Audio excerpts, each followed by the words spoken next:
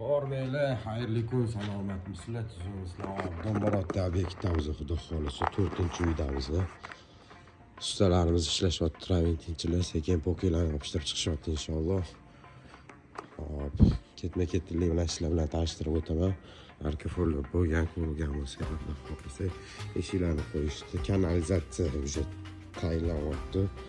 Santexniklar ishlashyapti, xudo xolisi suv ochlarimiz ishlashyapti. Charchamayapsizlarmi?